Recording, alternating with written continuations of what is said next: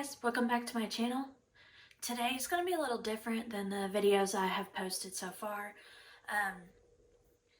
I like most of my videos to be upbeat and happy, but this is not really going to be the mood of this book, or of this book review, I guess. I am going to be talking about my Dark Vanessa, and I will insert a picture on either side. And because I actually listened to this on audiobook and don't have the physical copy. This book is rated 5 stars.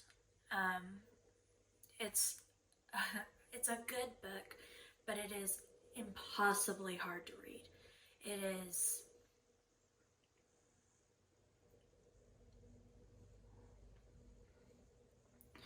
is so hard to see yourself finally in a book, and for the book to be this book that you see yourself in. It's so hard. And the author wrote this so beautifully and so delicately.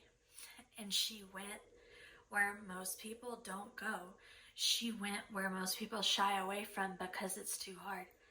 And she wasn't scared to go there. And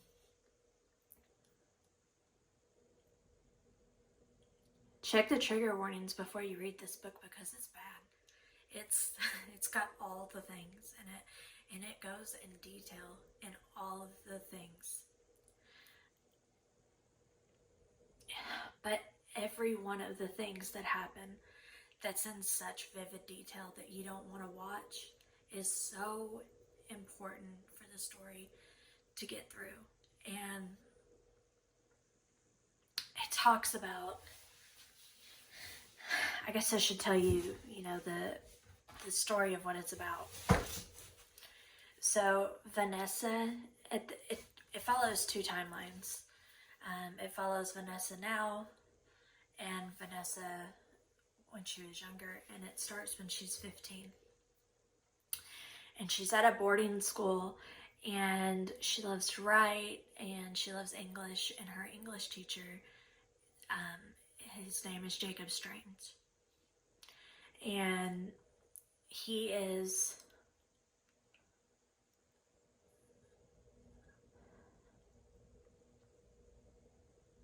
I have never hated a book character as much as I hate him. I hate him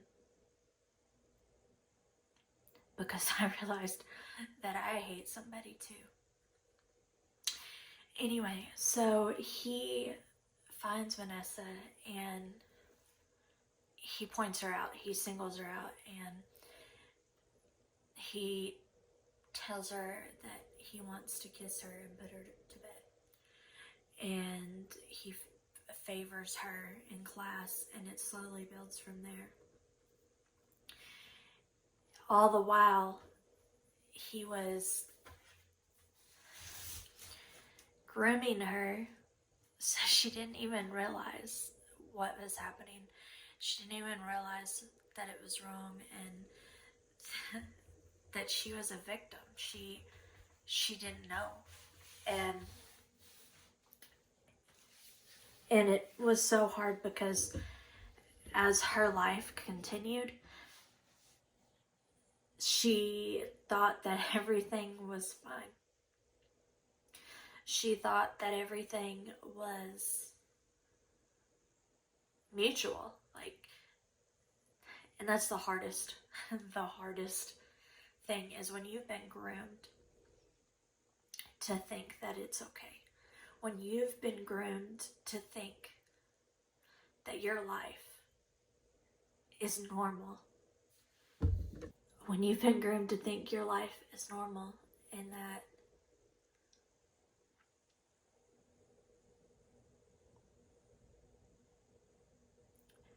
that you can't change things because they're normal and because it's just as much your fault.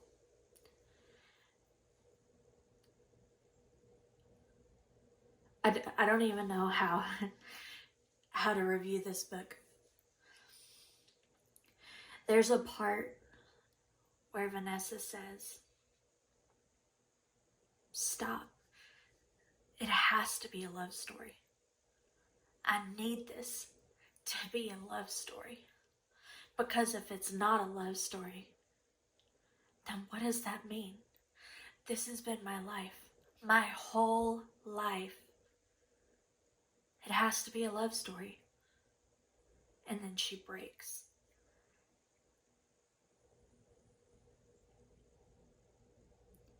She spent the whole book thinking that she was weak and that she was the problem and that everything was happening because of her fault and that she deserved all the things that happened to her. And it's because Strain was a piece of crap. A piece of crap. And he blamed her for everything. And he let her take the fall for everything. I don't know if I don't know that I've said anything really, but if I have spoiled the book, I'm really sorry. I'll watch and find out for sure. But I'm gonna get into some spoilers here.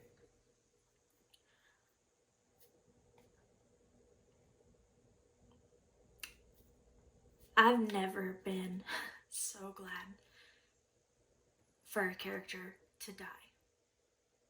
I am so glad that Strain jumped off a freaking cliff. Like, he should have. He deserved to. It's probably too easy for him to just jump off a cliff for everything he did to so many kids and for how much he messed up. How much he messed up Vanessa's life. How broken she is and how she has to build herself back together because of things he took from her. He took everything from her and he just kept taking, and at some point she had nothing left. All that she had, he took. Everything she thought she was, everything she thought she knew, he took. And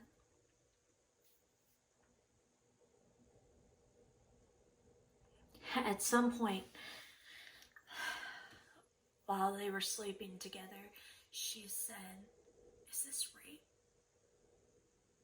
In her mind, she thought, "Is this rape?" And then she said, "No, it can't be rape because I love him. You can't rape the willing, right? And I love him."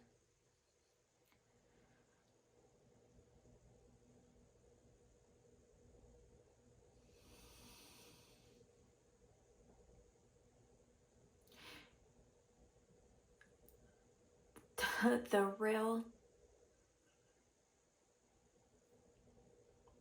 real literature, the real things that are talked about in this book are just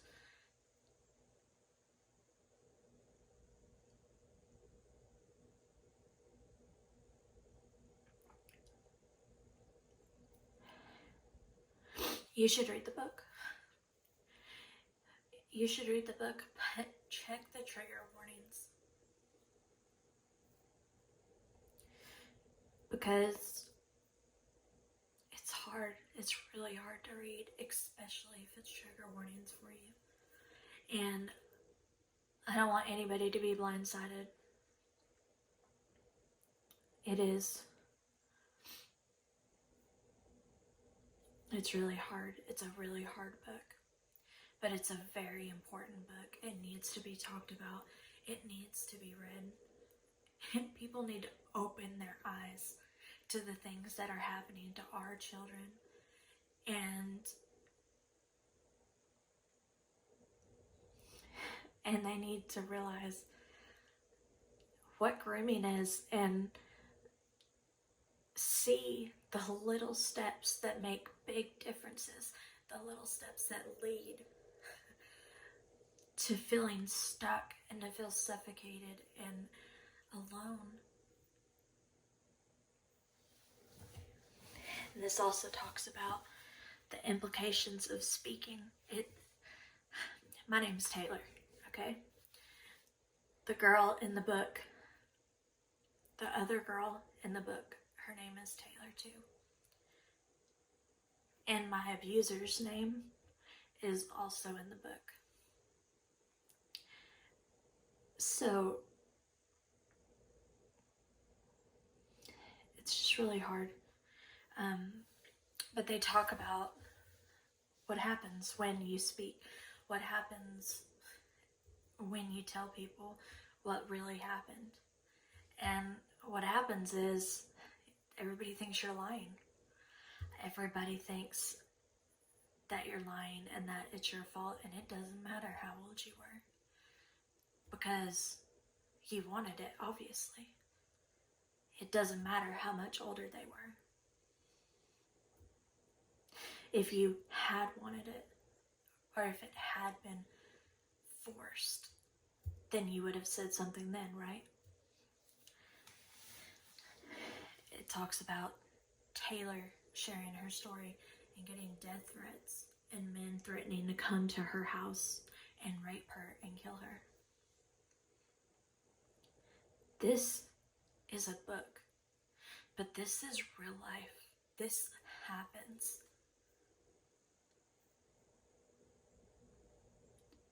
At one point, Vanessa has to stand in front of her students at her school and tell them that she was lying. That she was lying and that nothing happened and she just wanted attention.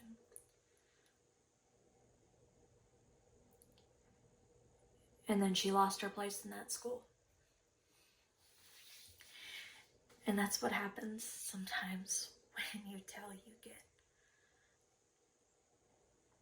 you get persecuted for being a victim. We like to think that we would handle it right if somebody came to us and then said that they were raped or sexually assaulted. We want to think that we would hold it and handle it right. Then we need to do it. This movement that has come out of speaking up and telling your story. Let's support people that tell their story, because it is incredibly hard and so dangerous and so demeaning to tell the story of being groomed and being raped and falling in love with abusers. We need to stand up for those people. We need to stand up for those people and tell them that they're not alone and that it's okay. And that if they speak up, we'll speak up too. And we'll be there to stand beside them no matter what comes. And that's what we need to do, and that's how we need to handle these terrible situations that are happening. Because we're meant to love each other and protect each other. So we need to do that. We need to protect each other from the scary things of this world. Pay more attention. There's teachers in this book. There's parents in this book. There's sisters in this book that see something's not right, but they don't want to deal with it. So they just say it's fine. Deal with it. Deal with it. Save them. Save them. Even if they fight you, even if they hate you, save them. Because they deserve innocence. They deserve to be a child. They deserve love, real love, not manipulated love, not abusive love. They need to know what real love is, and we owe it to our victims and our warriors, our fighters that came out. We owe it to them to stand next to them and say, I'm here too. I'm here for you. I believe you. I hear you and I see you. And I think you're doing a great job.